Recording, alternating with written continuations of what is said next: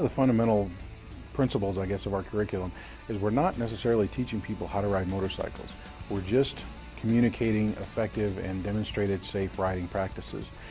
Really, the ownership of the experience falls on the student. Our job is just to facilitate that learning and try and remove any obstacles, even obstacles that the student might bring to the class themselves, help them get out of their own way, if you will.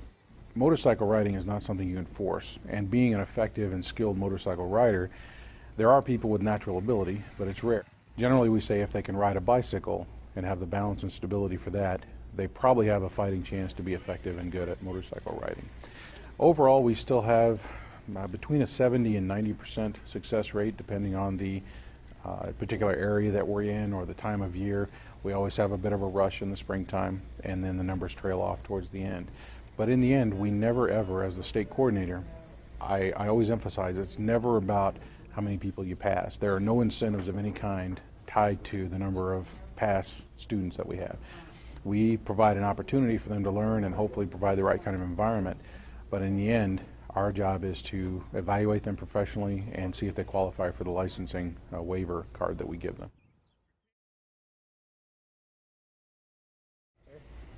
There are two primary reasons from a student point of view.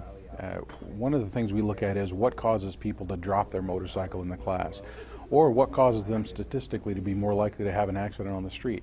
In our class environment, there are two primary reasons generally that students drop their motorcycle in the class. And maybe they get hurt, maybe they don't, but the two main things, two of our fundamentals are try and keep your eyes up. Students who drop their bikes a lot or have balance and stability problems tend to look down. They tend to be looking at the bike for some sort of reinforcement of what the problem is so they can try and make the correction. We are visual creatures for the most part.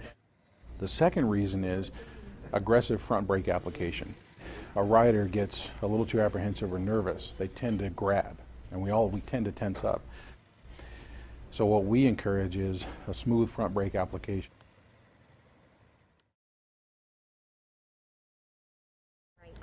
Right now they're practicing starting and stopping and learning to use the friction zone on their clutch. There are 17 different maneuvers, and this is exercise 3 that they're doing right now. They're really learning to handle the bike and the weight of the bike and how to engage the drivetrain and so forth.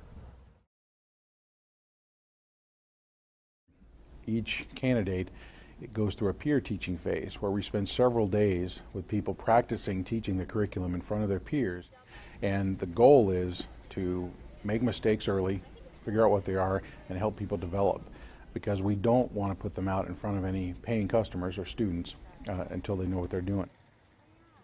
Then they go back to whatever training site they're going to be working for, and in most cases they have an additional level of scrutiny. They're required to go through what's called a mentor class, where, again, being unpaid, the training site requires them to go to the class, teach a class with a mentor level instructor, somebody who's already a veteran, and make sure that they are ready to be cut loose in front of live students.